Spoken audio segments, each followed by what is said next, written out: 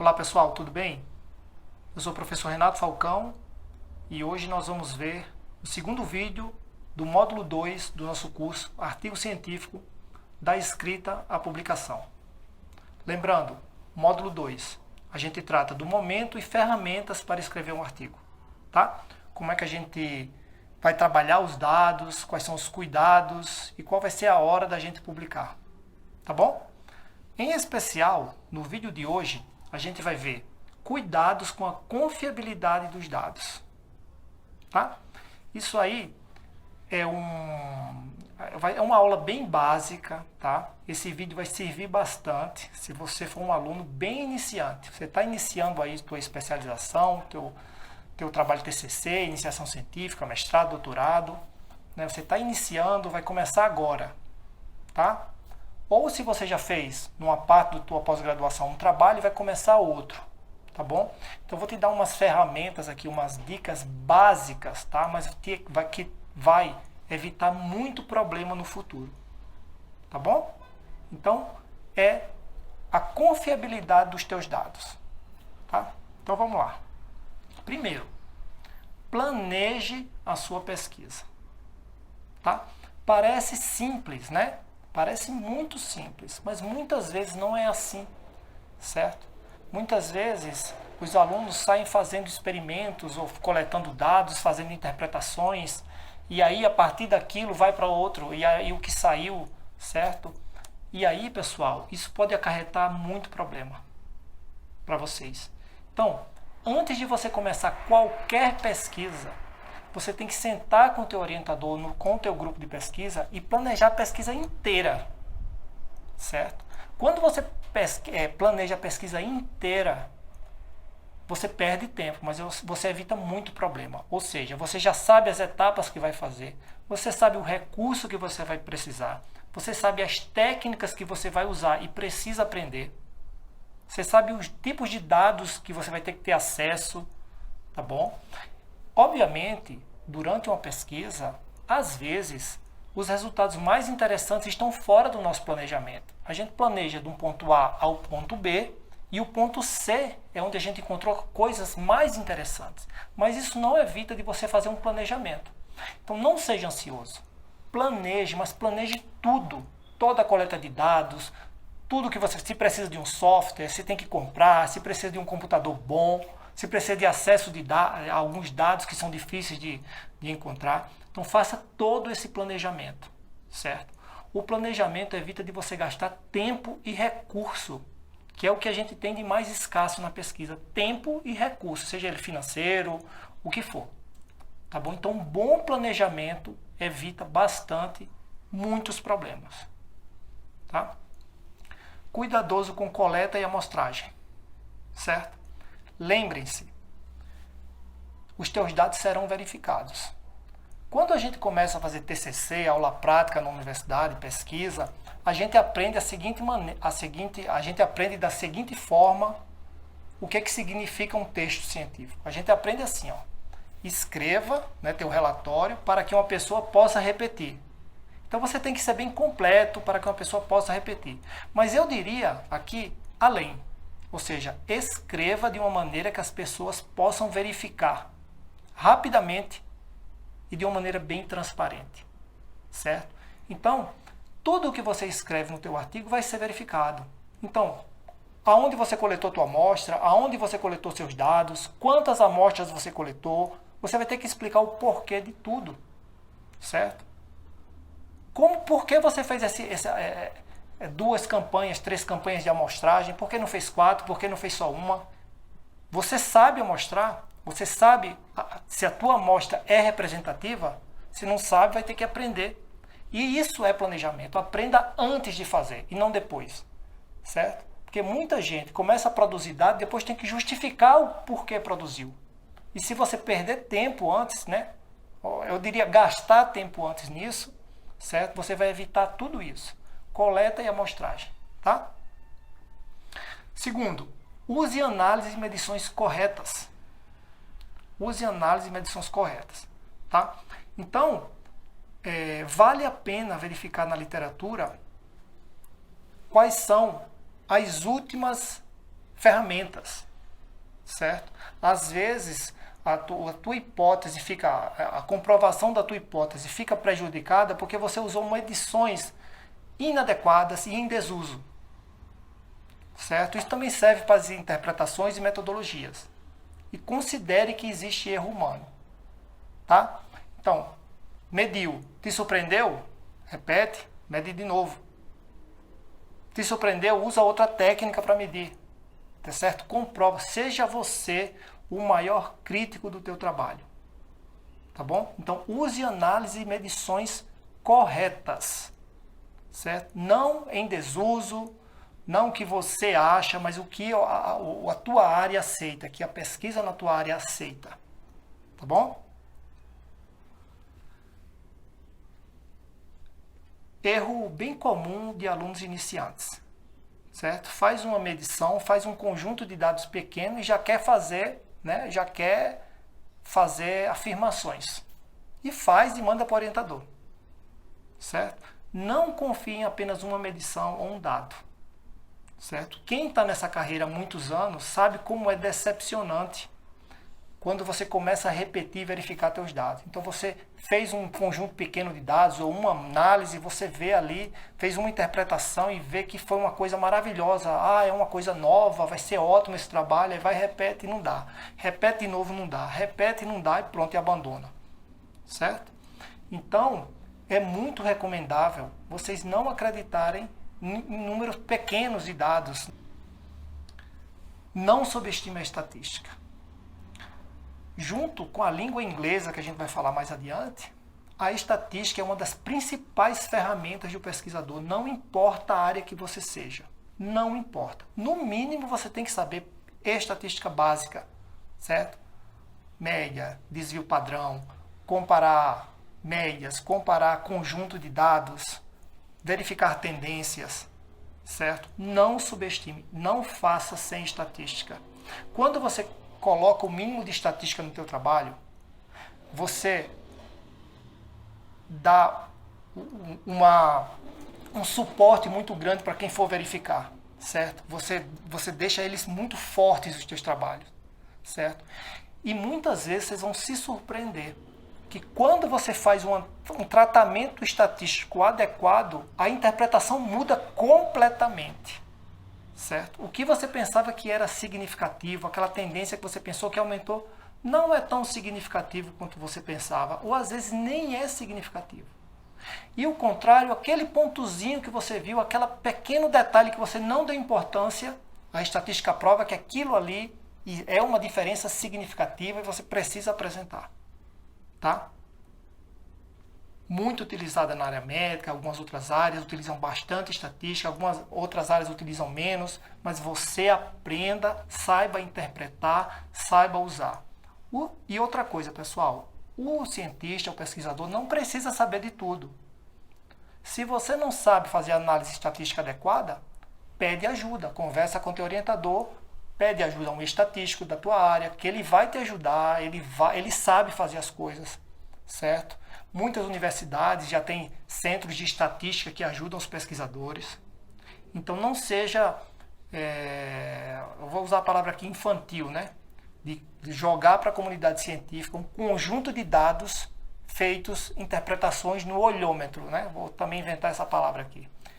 Você olhou e viu, ah não, está melhor, é significativo, isso aconteceu. Não subestime a estatística, tá bom? Importantíssimo. Para você que começou agora, está com preguiça de ler artigo, certo? Uma interpretação correta ela é feita só por especialista, certo? Se você não for especialista na área, você não vai conseguir interpretar. O que é que isso significa? Que você não vai conseguir fazer? Não, porque você tem que ser o especialista. Se você está trabalhando naquela área, você tem que saber mais que os membros da banca que vão te avaliar, certo? Se você não é especialista na área que você está trabalhando, que está escrevendo o artigo, tem alguma coisa errada. Então você tem que estudar muito para você ser o especialista. No começo do teu curso, normal você não saber. Procura orientador, teu grupo de pesquisa, e eles vão te ajudar na interpretação. Então, muitas vezes é falta de conhecimento para interpretar dados, interpretar gráficos, tendências e o que seja na tua área, certo? Mas aí, saiba disso. Só especialista faz interpretação correta. Agora, o que é um especialista? Né? Aí já é outra discussão. Você tem que conhecer muito, ler muito artigo, estudar bastante, certo? Quanto mais você sabe, mais fácil você vai conseguir interpretar. Veja a interpretação que as pessoas fazem na tua área, certo? Das análises, das tendências. E aí você vai conseguir caminhar bem na escrita do teu artigo. Isso aqui, figurinha repetida, né? Quanto mais verificação, maior a qualidade, certo? Também é bobeira mandar conjunto de dados sem verificação para publicar. Então você pegou o seu artigo, certo? Usou as técnicas corretas, escreveu metodologia, verificou coleta, verificou tudo, mas só você verificou. Então, tenha cuidado. Isso aqui vale principalmente para quem é orientado por orientadores muito ocupados. Tá? Então, tenha em mente, se teu orientador ele é muito ocupado, tem pouco tempo para você, também não seja ansioso de pegar teu artigo e mandar. Certo? Espere a verificação. Marca com teu orientador, espera uma verificação, certo? Vocês têm direito de ter uma verificação no teu grupo, bem rigorosa, e teu orientador, certeza que vai saber fazer isso aí. Certo? Quanto mais verificar, mostra para os amigos, não tenha vergonha de errar. Não tenha vergonha de interpretar errado. O grupo de pesquisa trabalha assim. Ele se autocorrige, certo? Ele auto-ensina um ao outro. Certo? Então mostra para as pessoas, você vai errar hoje, vão te ensinar, amanhã é você que está ensinando. Certo? Então, cuidado aí com os teus dados. Rastreabilidade e transparência. Tá? Então você está começando agora, saiba, está coletando dados? Primeira dica, saiba armazenar teus dados. Não armazena só em um lugar, armazena em vários, escreve aí no teu caderninho de laboratório, guarda no computador, faz um backup. Depois, deixa os dados disponíveis também para teu grupo e para teu orientador. Não chega, certo, com um artigo pronto, né, de primeira, né, obviamente vocês têm que chegar com um artigo pronto um dia, mas de primeira, um artigo pronto com as ilustrações todas feitas, certo? Porque aí você dá a oportunidade das pessoas verificarem apenas os dados já trabalhados por você. Antes disso, mostra dado bruto, como você fez as ilustrações, como você calculou, você fez os gráficos, você fez as tabelas, calculou erro, certo? Desvio padrão, o que seja, ANOVA, o que seja, mostra o que você fez com o dado bruto. Seja transparente com teus dados. Mostra o que você obteve do equipamento, mostra o que você obteve do teu questionário, certo? Mostra os resultados brutos e mostra como você trabalhou, seja transparente com teus dados.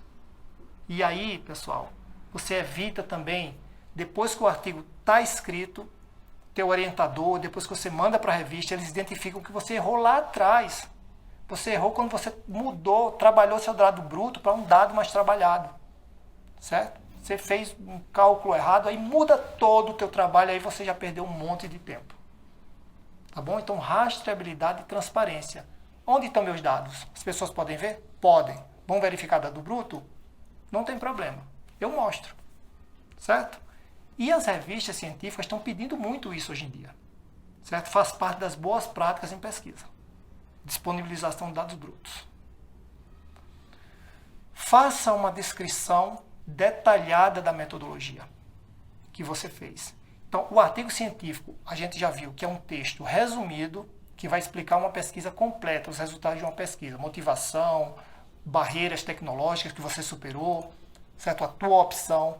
Mas quando você for descrever a metodologia, descreve que as pessoas possam ver o completo, certo? Elas podem reproduzir, elas podem verificar. Então, tudo que você fez, você tem que dizer, você tem que explicar o porquê você fez, por que você utilizou aquela metodologia, se aquela metodologia está atual. Se não tem espaço no teu artigo, coloca em material suplementar, se não, cita, mas tudo tem que estar explicado, principalmente se você modificou metodologias, que é comum, certo? Existe uma metodologia, no teu caso, é melhor que você prefere, né, é melhor para o teu caso modificar a metodologia para utilizar, explica direitinho o que foi que você fez, certo? A metodologia ela é chave na verificação dos dados, como a gente já viu aqui. Então, descreve detalhadamente a metodologia. Às vezes, o teu texto é muito claro para você, mas para outra pessoa que lê não é claro, certo? Então, seja o mais detalhista possível. O pesquisador ele é muito detalhista e sério na hora de escrever a metodologia, tá? Isso aqui, pessoal, muito aluno iniciante cai, certo? E às vezes até o grupo inteiro cai, o orientador cai, porque o cuidado com o plágio em dados, resultados e textos, ele existe não só por maldade, mas também por imperícia, certo? O plágio, ele é muito, às vezes, é uma questão técnica. Os alunos não sabem, tá? Então, merece um vídeo, eu vou fazer no futuro inteiro de plágio, mas eu vou adiantar algumas coisas para vocês aqui, para ter cuidado nos dados, tá? Você tem que primeiro saber o que é plágio. Plágio é quando você pega informações de terceiros sem autorização. Isso é o plágio, tá? Existe aí um problema cultural, que algumas culturas acham o plágio até desejável, né? Aqui mais para o Ocidente não, é uma coisa muito séria e combatida. Você primeiro tem que saber o que é.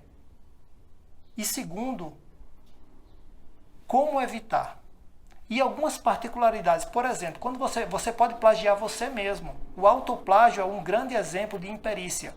Você faz um trabalho, você publica seu trabalho, certo? E quando você publica, muitas vezes no ato da publicação, você cede os direitos, a propriedade para uma revista científica. Depois você coloca teu mesmo texto sem citar, tá? Então isso aqui é básico. Tudo que você pegar, cita e cita a fonte original, certo? Se alguém citou, você não vai pegar e citar igual a pessoa que citou a informação. Você pega a fonte. Então, se você lê um artigo que faz uma afirmação e cita fulano, você vai no fulano que ele citou. E não confia em ninguém. Você vai lá ver se realmente é verdade. Tá? Então, não repete texto, aprenda a citar na área de humanas, né? Entre aspas, em destaque, sempre citar.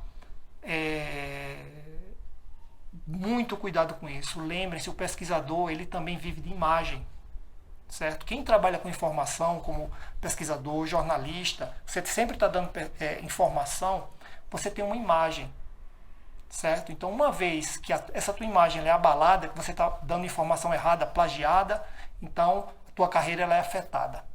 Então, muito cuidado com plágio, com autoplágio. Tem muita bibliografia sobre isso, certo? Se preocupem, aprendam. Existem penalizações disso hoje em dia, certo? As universidades, agências de fomento estão bem preocupadas com plágio. Então, não caia por imperícia. Sempre cite. Modificou, cita. Figura, cita. Pede autorização, certo? Então, tenha muito cuidado. E existe um tipo de plágio muito difícil de detectar, né? Porque hoje em dia existem programas, pessoal.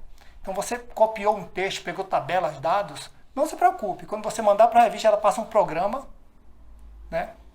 Que vai, um software que vai encontrar de onde foi aquelas fontes e rapidamente você vai ser questionado. Por que você não citou? Mas existe um tipo de plágio que é o plágio de ideias. Então você não copia igualzinho da pessoa, mas você copiou a ideia. Você leu, o cara concluiu isso, eu vou colocar aqui como se fosse meu. Não pode, pessoal. Certo? Seu é o que você produziu, a sua autoria. E não é feio para um pesquisador estar citando um monte de gente. Não, isso é desejável. Que você cite as pessoas, que você reconheça que aquele avanço não foi teu e você realmente só dê mérito para você naquilo que você realmente produziu. Tá? Mais na frente a gente vai falar sobre plágio em detalhe. Então, com esses cuidados que a gente viu na aula de hoje, pessoal, certeza vocês conseguem produzir e trabalhar um conjunto de dados para fazer um artigo. Tá bom? Então, deixa dúvidas, comentários, manda e-mail. Não tenho material para estudar, eu gostaria de algum material para estudar. Olha aqui, ó. Guia do Pesquisador Iniciante. Tá? Tem uma parte, um capítulo só de artigo científico, de tese, dissertação. Dá uma olhada lá. Tá? Algumas informações mais detalhadas. Então, grande abraço para vocês e até o próximo vídeo.